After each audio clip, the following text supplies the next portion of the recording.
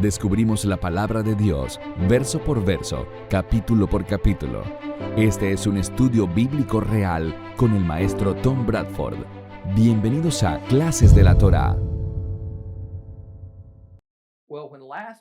En la lección anterior, descubrimos que el mayor de los patriarcas, Abraham, se había mudado de Hebrón a las regiones remotas de la península del Sinaí. Aunque las Escrituras no lo dicen, la razón de la mudanza era obvia, algo que no cuestionaríamos si fuéramos pastores de rebaños, y era la necesidad de nuevas tierras de pastoreo y posiblemente nuevas fuentes de agua. Pero también sabemos que fue por la guía de la propia mano de Dios que Abraham decidió hacer esa mudanza.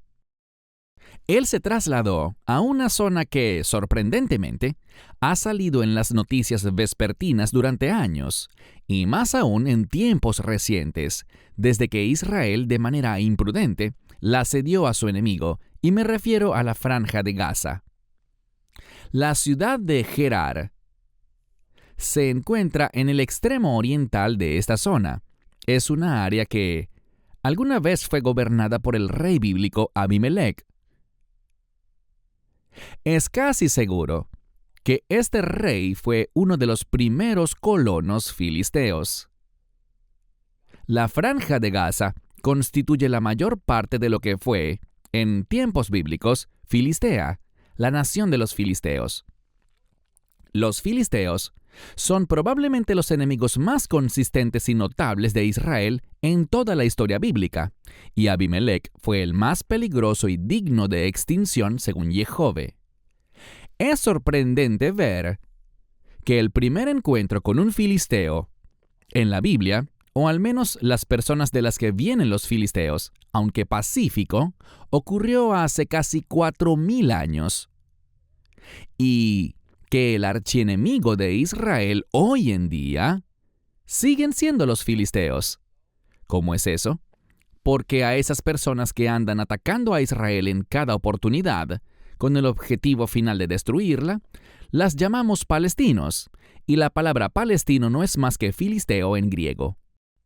Volvamos a leer el capítulo 20 de Génesis, ya que no pudimos entrar en mucho detalle en la lección anterior. Así que abran sus Biblias en Génesis capítulo 20. Es un capítulo corto. Lo encontrarán en la página 19 en la Biblia Completa Judía. Génesis capítulo 20. Abraham partió de allí hacia el Negev y se estableció entre Cades y Shur. Mientras vivía como extranjero en Gerar, Abraham decía de Sara, su esposa, «Ella es mi hermana». Entonces Abimelech, rey de Gerar, envió y tomó a Sara. Pero Dios vino a Abimelech en un sueño una noche y le dijo, «Estás a punto de morir por causa de la mujer que has tomado, ya que es esposa de otro». Mas Abimelech no se había acercado a ella, así que dijo, «Señor, ¿destruirás a una nación justa? ¿No me dijo él mismo, ella es mi hermana? E incluso ella misma dijo, él es mi hermano. Al hacer esto, mi corazón ha sido puro y mis manos inocentes». Dios le dijo en el sueño, «Sí, yo sé que en la integridad de tu corazón has hecho esto, y además yo te guardé de pecar contra mí. Por eso no te permití tocarla. Ahora pues, devuelve la esposa del hombre. Él es un profeta y orará por ti, y vivirás. Mas si no la devuelves, sabe que de cierto morirás tú y todos los tuyos». Abimelech se levantó temprano por la mañana, llamó a todos sus siervos y relató todas estas cosas a oídos de ellos, y los hombres se atemorizaron en gran manera. Entonces Abimelech llamó a Abraham y le dijo, «¿Qué nos has hecho? ¿En qué he pecado contra ti para que hayas traído sobre mí y sobre mi reino un pecado tan grande? Has hecho cosas hacia mí que no se deben hacer». Abimelech continuó y le preguntó a Abraham, «¿Qué te ha llevado a hacer tal cosa?» Abraham respondió, «Fue porque me dije, sin duda no hay temor de Dios en este lugar, y me matarán para quedarse con mi esposa. Además, en realidad también es mi hermana, hija de mi padre, pero no hija de mi madre, y se convirtió en mi esposa. Cuando Dios me hizo dejar la casa de mi padre, le dije, hazme este favor, donde quiera que vayamos, dirás de mí, él es mi hermano». Abimelec tomó ovejas, ganado, siervos y siervas, y se los dio a Abraham, y le devolvió a Sara su esposa. Y dijo Abimelec: He aquí, mi tierra está delante de ti, habita donde quieras. Y a Sara le dijo: Mira, he dado a tu hermano 1000 piezas de plata. Eso disipará las sospechas de todos los que están contigo. Ante todos quedas vindicada. Abraham oró a Dios, y Dios sanó a Abimelec, a su esposa y a sus siervas, para que pudieran tener hijos, pues Adonai había hecho estéril a toda mujer en la casa de Abimelec a causa de Sara, esposa de Abraham. Bueno, vemos que Abraham volvió a sus andadas. Ahora que está en este lugar y se siente un poco atemorizado, una vez más se refiere a su esposa Sara como su hermana. Y Abraham pensaría: ¿por qué no? En Egipto se salió con la suya. Cuando Faraón tomó a Sara, luego la devolvió junto con el rescate de un rey, solo para detener las plagas que Dios enviaría a Egipto. Ahora se encuentra con un rey que la Biblia llama Abimelec, y lo que pasó antes en Egipto vuelve a suceder. Y como aclaratoria, quería comentarles que Abimelec era un nombre bastante común en esa época. Es una especie de combinación de título y nombre y significa mi padre es rey. Abba, padre, Melech, rey. Y también como aclaratoria encontraremos otro Abimelec en la Biblia, en el tiempo de los israelitas en Canaán, unos cientos de años en el futuro. No se confundan, es como cuando uno conoce un par de personas llamadas José García. Con el paso del tiempo y usualmente, no nos confundiremos por eso. Bueno, aquí tenemos un déjà vu. Abimelec se lleva a Sara, quien tenía 90 años en ese momento. ¿Qué le pasaba por la cabeza a este rey? Los rabinos dedujeron que ella debe haber conservado toda esa belleza, que ella mantuvo todo ese encanto que atrajo al faraón de Egipto muchos años antes. Y supongo que eso es posible, pero creo que lo más probable es que el rey estuviera tratando de hacer una alianza con Abraham, como solía hacerse en esa época, casándose con un miembro de la familia del aliado que se esperaba tener. Es obvio al leer la historia que había respeto mutuo e intenciones pacíficas. No es un caso de secuestro lo que estamos viendo aquí. No hay indicios del uso de la fuerza o de malas intenciones. Ahora tenemos este pequeño e interesante diálogo entre Abimelec y Dios va directo al grano. Abimelec, te voy a matar, porque te has llevado a una mujer casada. Abimelec argumenta que él aún no ha tenido relaciones sexuales con Sara y que además él no sabía que era una mujer casada. Dios reconoce que Abimelec decía la verdad. Pero luego continúa diciendo que fue el poder divino el que impidió que Abimelec tocara a Sara, porque si lo hubiera hecho, entonces ninguna excusa habría sido suficiente, ningún acto de expiación habría sido posible, la pena habría sido la muerte. Dios ordenó a Abimelec que devolviera a Sara, que Abraham intercediera por él, y si lo hacía, viviría. Si no, ese sería el final del linaje de Abimelec. Ahora, ¿sabía Abimelec con quién estaba hablando? Primero, este encuentro sucedió en un sueño. Un sueño era la forma estándar de comunicarse con Dios en esa época, y se nos dice que en los últimos días, eso volverá a ser una herramienta para que los humanos interactúen con Dios. Quizás no deberíamos pasar por alto este canal de comunicación entre el hombre y Dios a través de los sueños. Es interesante que Abimelec era un pagano en todos los sentidos. Y sin embargo, Dios se comunicó con él. Esta no será la última vez que veremos que esto sucede. A menudo los pastores y maestros bíblicos dan a entender, o afirman directamente, que el Señor Dios Todopoderoso solo se comunica con su pueblo. Bueno, la Biblia simplemente no respalda esa enseñanza. Dios es soberano y es todopoderoso, y aunque Dios a menudo no mueve a un hombre en contra de su propia voluntad, lo hará cuando eso sirva a sus propósitos divinos. Jehová tiene control absoluto sobre todas las cosas, incluso los humanos. No importa si ese humano es un creyente o si venera a un falso Dios o incluso si es ateo. También es interesante ver cuán fácilmente Abimelech aceptó la instrucción de un Dios que al parecer no conocía. Ahora bien, si hay algo más desastroso que una persona que pone su fe en un Dios falso, es alguien que dice que no existe Dios alguno. Abimelech, aunque era pagano, no tenía problemas en tratar con el mundo espiritual, ni con un poder superior a él. Una persona que está convencida de que nada es superior a sí misma, que no existe el mundo espiritual o sobrenatural, está casi completamente cerrada a Dios por definición. También me gustaría señalar que el mundo y la historia no tienen registro de que haya existido alguna sociedad o tribu en ninguna época antigua que no creyera en seres espirituales y en una autoridad superior, en algún dios de una clase u otra. No fue hasta esta época conocida como la Ilustración, del siglo XVIII después de Cristo, lo cual me resulta un nombre bastante irónico, que el hombre finalmente llegó a un punto de depravación y arrogancia intelectual, como para declararse él mismo el más alto de todos los seres posibles, de cualquier clase, en el cosmos. Y por supuesto, la tendencia hoy en día es pensar, quizás haya extraterrestres que sean más avanzados que nosotros, pero Dios, de ninguna manera. La Ilustración fue el nacimiento del ateísmo y del humanismo secular. Segundo punto.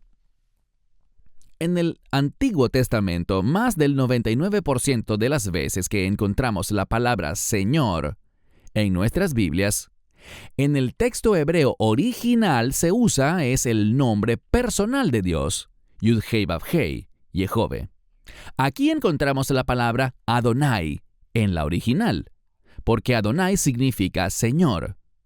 Entonces Abimelech sabía muy bien que estaba hablando con un Dios, pero no sabía cuál, así que no conocía el nombre de este Dios, excepto que era el Dios protector de Abraham. También encontramos que Dios invoca a Abraham como un intercesor, un intermediario entre Dios y Abimelech. La idea era que Abraham, que era inocente, suplicaría en nombre de Abimelech, que era culpable. Y dado que Abraham era un hombre justo, Dios escucharía. Esta no es la primera vez que Jehová ha puesto a Abraham como un mediador justo entre él y la humanidad. Abraham suplicó por las hipotéticas personas justas que aún quedarían en la ciudad de Sodoma antes de que Dios la destruyera. En realidad, Abraham estaba intercediendo por su sobrino Lot. Y en estas acciones, vemos que aquí nos están mostrando una tipología y un patrón que se está desarrollando tanto de Moisés y después también del Mesías. Al entrar en el versículo 8, encontramos que Abimelech está un poco desalentado. La renuencia de Abraham a ser totalmente sincero casi le costó la vida a Abimelech. Y Abraham se queja y dice, bueno, en cierto sentido Sara realmente es mi hermana. Por supuesto, también es cierto que es mi esposa. Pero tenía miedo de ti. Y pensé que esta era la mejor solución, pero realmente siento lo que hice. Y aquí nos dan la información de que Sara y Abraham tuvieron el mismo padre, pero madres diferentes. Es fascinante que, a diferencia de lo que pasó en Egipto, Abimelech no expulsó a Abraham de su reino, y más bien añadió más riqueza al clan de Abraham y le pidió que se quedara. También encontramos al final de este capítulo que Dios restauró a Abimelech y a su familia. En este contexto eso significa que durante un tiempo no especificado, Ninguna de las esposas o concubinas de Abimelech le produjo hijos. Así que la historia que acabamos de leer en unos pocos versículos probablemente se desarrolló durante un periodo de varios meses como mínimo. Y no es inusual, en las historias bíblicas, que un par de versículos abarquen un largo periodo de tiempo. Pasaremos ahora a Génesis capítulo 21, pero antes de leer este capítulo, quiero que sepan que ha pasado un cuarto de siglo desde los primeros versículos de Génesis 12, cuando Jehová le había hecho una lista de promesas a Abraham, entre las cuales estaba la promesa de que, a través de su descendencia, todas las naciones de la tierra serían bendecidas. Naturalmente, esto significaba que le nacerían hijos a Abraham, pero hasta ahora, ni un solo hijo había nacido de Sara, la esposa de Abraham. Sí, él tenía un heredero calificado. Tenía un hijo, Ismael, que había nacido de Agar, la sierva de Sara. Pero el Señor Dios nunca hace las cosas a medias. Leamos todo el capítulo 21 de Génesis. Abran sus Biblias en la página 19 si tienen la Biblia completa judía. Vamos a leer Génesis capítulo 21. Es un poco más largo que el anterior. Génesis capítulo 21. Adonai se acordó de Sara, como había dicho, y Adonai hizo por Sara lo que había prometido. Sara concibió y dio a luz un hijo a Abraham en su vejez, en el tiempo exacto que Dios le había dicho. Abraham llamó al hijo que le nació, al que Sara le dio a luz, Yishac o Isaac. Abraham circuncidó a su hijo Isaac cuando tenía 8 días, como Dios le había mandado. Abraham tenía 100 años cuando nació su hijo Isaac. Sara dijo: Dios me ha dado un buen motivo para reír. Ahora todos los que oigan hablar de esto se reirán conmigo. Y añadió: ¿quién le hubiera dicho a Abraham que Sara amamantaría hijos? Pues bien, le he dado un hijo en su vejez. El niño creció y fue destetado, y Abraham ofreció un gran banquete el día en que Isaac fue destetado. Pero Sara vio que el hijo de Agar, la egipcia, a quien Agar le había dado a luz a Abraham, se burlaba de Isaac. Y Sara le dijo a Abraham: echa fuera a esta sierva y a su hijo. No permitiré que el hijo de esta esclava sea tu heredero junto con mi hijo Isaac. Abraham se sintió muy angustiado por este asunto relacionado con su hijo. Pero Dios le dijo a Abraham: no te angusties por el muchacho ni por tu sierva. Escucha todo lo que Sara te diga, porque serán tus descendientes a través de Isaac los que serán contados. Pero también haré una nación del hijo de la sierva, ya que él es tu descendiente. Abraham se levantó temprano por la mañana, tomó pan y un odre de agua y se los dio a Agar, poniéndoselos sobre el hombro, junto con el muchacho, y la despidió. Después que se fue, ella anduvo errante por el desierto cerca de Beerseba. Cuando el agua del odre se acabó, dejó al muchacho debajo de un arbusto y se sentó, mirando al otro lado, como a un tiro de arco de distancia de él, porque dijo: no soporto ver morir a mi hijo. Y se sentó allí, mirando al otro lado, y alzó su voz y lloró. Dios oyó la voz del muchacho, y el ángel de Dios llamó a Agar desde el cielo y le dijo: ¿qué tienes, Agar? No temas, porque Dios ha oído la voz del muchacho en su situación actual. Levántate, alza al muchacho y sosténlo firmemente con tu mano, porque yo haré de él una gran nación. Entonces Dios abrió los ojos de ella y vio un pozo de agua. Así que fue y llenó el odre con agua y le dio de beber al muchacho. Dios estaba con el muchacho y él creció. Habitó en el desierto y se hizo arquero. Habitó en el desierto de Parán y su madre le buscó una esposa de la tierra de Egipto. En ese tiempo, Abimelech y Ficol, el comandante de su ejército, hablaron con Abraham. Le dijeron: Dios está contigo en todo lo que haces, por tanto, júrame aquí por Dios, que nunca obrarás falsamente conmigo, ni con mi hijo, ni mi nieto, sino que conforme a la bondad con la que te he tratado, tú me tratarás a mí. y a la tierra en la que has vivido como extranjero. Y Abraham dijo, lo juro.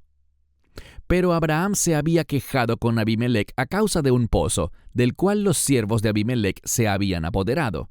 Y Abimelech respondió, no sé quién haya hecho esto. Tú no me lo mencionaste, y me enteré de esto hasta hoy. Y Abraham tomó ovejas y vacas y se las dio a Abimelech, y ambos hicieron un pacto. Abraham puso aparte 7 corderas del rebaño. Y Abimelech preguntó a Abraham, ¿qué significan estas 7 corderas que has puesto aparte? Y él respondió, tomarás estas 7 corderas de mí, para que me sean testimonio de que yo cavé este pozo. Por eso ese lugar se llamó Beerseba, pozo de 7, porque ambos hicieron un juramento allí. Cuando hicieron el pacto en Beerseba, Abimelech partió con Ficol, el comandante de su ejército, y regresaron a la tierra de los Filistim, los filisteos. Abraham plantó un árbol de tamarisco en Beerseba, y allí invocó el nombre de Adonai, el Dios eterno. Abraham vivió como extranjero por mucho tiempo en la tierra de los filisteos. Esta lista de promesas proféticas de Dios a Abraham me motiva a relatarles algo que el Señor me ha mostrado a lo largo de los años.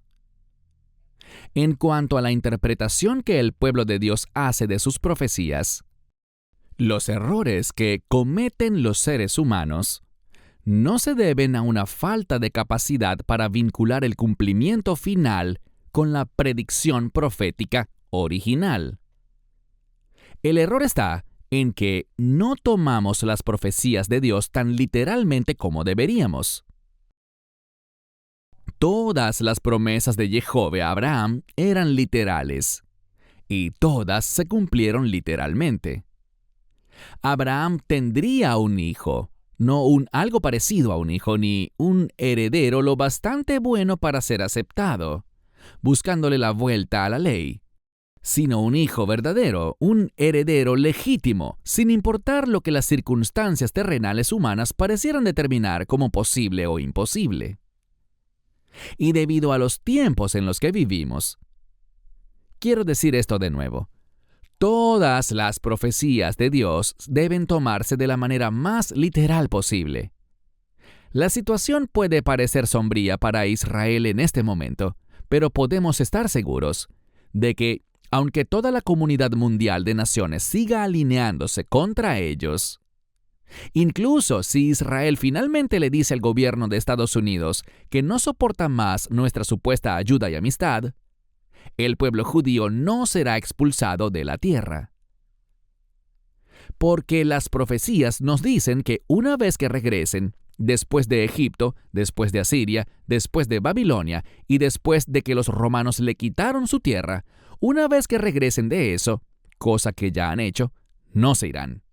No importa cuán imprudentes o ingratos sean con aquel que los trajo a casa. Esta es una promesa de Jehová Dios.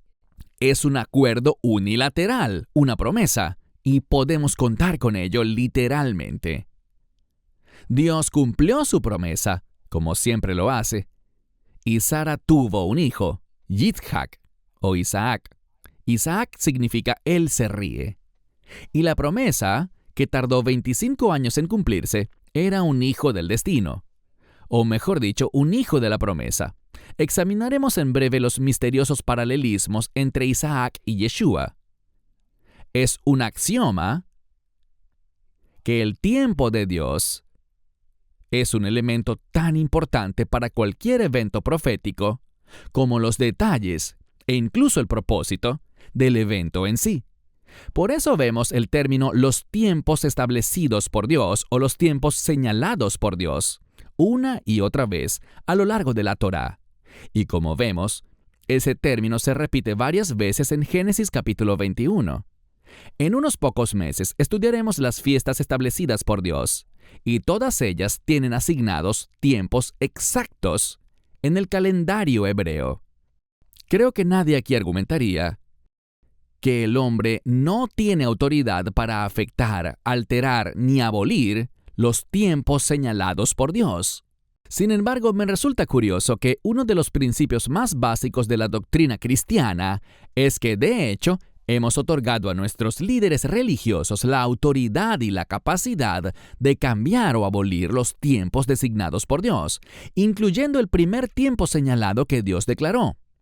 Ese primer tiempo señalado incluso afectó el modo en que se creó y moldeó el planeta y el universo, y el modo en que se le dio a nuestro planeta la capacidad de sostener la vida. Podemos leer esto en Génesis capítulo 2, verso 1. Así los cielos y la tierra fueron acabados, junto a todas sus huestes.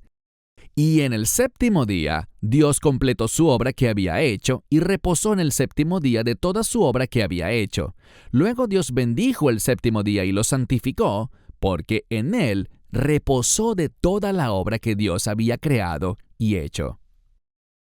Esto, por supuesto, marca el séptimo día, el sábado, llamado en hebreo el Shabbat, como uno de los tiempos señalados por Dios. De hecho, entre los judíos, este es considerado como el más importante y sagrado de todos sus tiempos señalados. Y a medida que nos encontremos con estos tiempos señalados o fijos, observaremos que todos tienen algo en común. Jehová Dios los ha designado como santificados, lo que significa que es sagrado, apartado. Y pronto también empezaremos a entender que es Dios y solo Dios quien declara lo que es santo. La humanidad no tiene autoridad para declarar nada como santo. No basta con que nos parezca que una fecha, un evento, un lugar o una actividad, o un ser humano, sean más significativos de lo normal. La importancia o relevancia que tenga algo a nuestros ojos humanos no cuentan para nada en cuanto a lo que es santo y lo que no lo es. Porque es por la declaración de Dios que nosotros, los que confiamos en su Hijo, nos hemos vuelto santos para Él, y así es con cualquier cosa.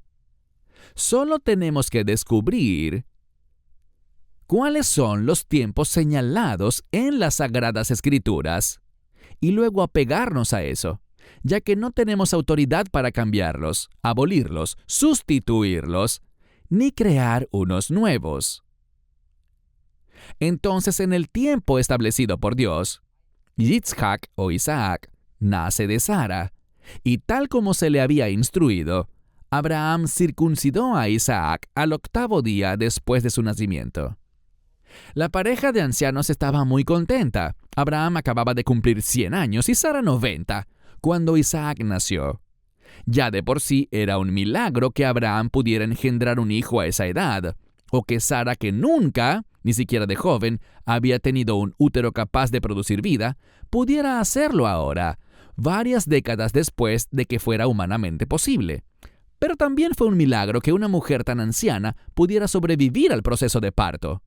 Y como muestran los versículos 6 y 7, estaban tan asombrados y atónitos como lo habrían estado los cientos de personas que ahora formaban su clan. En el verso 8 vemos que cuando Isaac fue destetado, más o menos entre los 3 o 4 años de edad, quizás más, tuvieron una gran celebración, pero los problemas se estaban gestando. Ismael, quien seguía siendo muy amado por su padre Abraham, ahora tendría unos 15 o 16. Y aparentemente se burlaba todo el tiempo del pequeño Isaac. Sin duda, Agar también le hacía pasar malos ratos a Sara, y Agar también estaría sintiendo el efecto de ocupar una posición más rebajada debido al nacimiento de Isaac, por lo que Sara le insistió a Abraham que Agar e Ismael debían ser desterrados del clan. Decir que Abraham estaba preocupado sería un eufemismo. En realidad, Sara simplemente estaba llevando a cabo la voluntad de Dios, porque Dios le dijo a Abraham que lo hiciera, y que no se preocupara por el bienestar del muchacho, que Dios bendeciría a Ismael y lo mantendría a salvo. Y además Dios dice que es Isaac y no Ismael quien heredará la promesa del pacto de Abraham. Aquí tenemos otra separación más de la larga lista de divisiones, separaciones y elecciones de Dios. Ismael e Isaac están separados. Isaac está santificado Ismael no. Ahora bien, solo para dar un poco de contexto a la situación. Había una muy buena razón por la que Dios le prometió a Abraham que Ismael sería divinamente bendecido y divinamente próspero. Se han descubierto códigos de leyes de esta época y de esta región, y el caso exacto que tenemos aquí se discute en algunos de esos registros. Hay algo que se conoce como la ley de Lipit Ishtar, y consiste en lo siguiente. Abraham tenía el derecho de aceptar o rechazar a Ismael como heredero de su patrimonio, porque Ismael nació de una esclava. Es obvio por todos los relatos que Ismael había sido aceptado por Abraham como el posible heredero del clan. Por tanto, a Ismael se le debía haber dado la cuota correspondiente al primogénito de la riqueza de Abraham, que para ese momento era bastante considerable, y al suceder esto, Agar, la madre de Ismael, también se habría beneficiado. Sin embargo, como Agar era una esclava, quien fuera su dueño tenía en todo momento el derecho de otorgarle su libertad. La esclava Agar le pertenecía legalmente a Sara. Cuando Sara fue a ver a Abraham y le dijo que expulsara a Agar y a ese hijo suyo, Ismael, Sara tenía el derecho legal de hacerlo. Pero cuando una mujer esclava era liberada, el padre de sus hijos tenía el derecho a decidir si esos hijos serían liberados junto con ella. Sara no tenía el derecho legal de ordenar la expulsión de Ismael, pero podía desterrar a su madre Agar. Abraham no tenía el derecho legal de decidir la expulsión de Agar, pero su decisión de conceder el deseo de Sara de que Ismael también fuera desterrado definitivamente dependía por completo de Abraham. Y cuando él accedió a hacer lo que Sara le pidió, la herencia de Ismael se fue por el despeñadero. Ismael y Agar, en un instante, pasaron de ser ricos, de tener estatus y autoridad, a estar sin dinero y sin hogar. Esta no fue una situación con poco asidero legal que tomara a Abraham o al resto de los involucrados por sorpresa. Todo el escenario que acabamos de leer aquí se basa en su comprensión de esta ley tradicional. Por tanto, para tranquilizar a Abraham, por su gracia, Dios prometió suplir la porción terrenal de la bendición que le acababan de quitar a Ismael. Por eso, encontramos que así como Isaac produciría 12 nietos, 12 príncipes llamados las 12 tribus de Israel, Ismael también sería bendecido con una cantidad igual de príncipes tribales y mucha riqueza. Ismael recibió, por la provisión de Dios, la misma cantidad de riqueza material o tal vez más que Isaac. Pero lo único que Ismael no podría tener era la bendición de Dios de ser el hijo prometido, el heredero de la promesa del pacto, porque esto le correspondía a Isaac.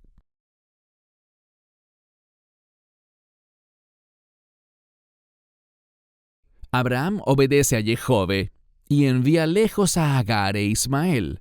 Esta situación debe haberle causado dolor a Abraham. Él amaba a Ismael. Ismael había sido su único hijo engendrado por 13 años al menos. No sé ni cómo logró hacer eso. A punto de morir de sed, se nos dice en el verso 17 que Malach Elohim llama a Agar. Literalmente, Malach Elohim significa el mensajero de Dios. En este caso, este era un ángel mensajero, o era una forma en que Dios mismo se manifestó. Observen que este mensajero no se apareció delante de Agar, simplemente llamó a Agar desde el cielo. No hay nada en el texto que hable de una aparición. Observen también que se nos dice que Dios oyó el llanto del muchacho y no el llanto de la madre. Y luego, el mensajero de Dios dice que Dios ha oído al muchacho Y en el siguiente verso dice, haré de él una gran nación. Al igual que con los 3 visitantes que vinieron a Abraham hace un par de capítulos, este encuentro es muy misterioso. ¿Este era un ángel o era Dios? Los ángeles generalmente dejan en claro que están cumpliendo las órdenes de Dios. Pero aquí el mensajero dice, yo haré de Ismael una gran nación. No sé con certeza la respuesta a este misterio, pero en mi opinión, esta fue una manifestación de Dios. No era un ángel ordinario, pero ¿en qué forma era Dios? Es difícil de determinar. Agar abre los ojos hinchada por el polvo, la arena y las lágrimas, y ve un pozo de agua que ha aparecido milagrosamente, y madre e hijo se salvan. Dios hace la promesa de que Ismael engendrará una gran nación. Esto es un recordatorio de un compromiso anterior que se hizo con Ismael, y que sin duda se hizo por el bien de Agar. Pero noten que no se prometen tierras, solo se promete una nación. Y para ser claros, en términos bíblicos, las naciones no se definen necesariamente por una tierra o un territorio, sino que pueden ser grupos de personas. Después del dramático rescate y la promesa, la narración da un salto y habla de que Agar e Ismael se convirtieron en habitantes del desierto y que vivían en el desierto de Parán. Esta es una área ubicada en el extremo sur del Mar Muerto hasta la mitad de la península del Sinaí y hacia el este, en el área que algún día se conocería como Madián, o más generalmente como la península arábiga. Por supuesto, esta es el área que pronto se convertiría en la raíz de las naciones árabes, pero la gente que vivía en Parán se convertiría en lo que ahora llamamos beduinos, un pueblo árabe. No quiero pasar a la siguiente fase del capítulo 21 hasta que establezcamos algunos paralelismos innegables y, obviamente, intencionales entre Isaac, el hijo de la promesa, y el Mesías, el hijo definitivo de la promesa. Aquí hay más cosas para tener en cuenta.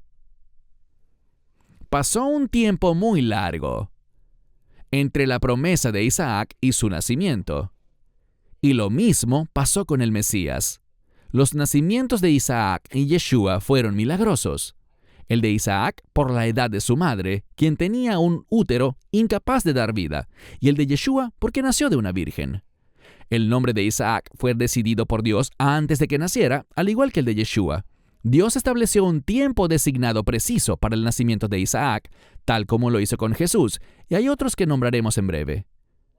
En este punto, el capítulo se remonta a la relación de Abraham con ese rey filisteo, Abimelech. En el verso 20 vemos que Abraham vive en el territorio de Abimelech, que fue ofrecido a Abraham algunos años antes.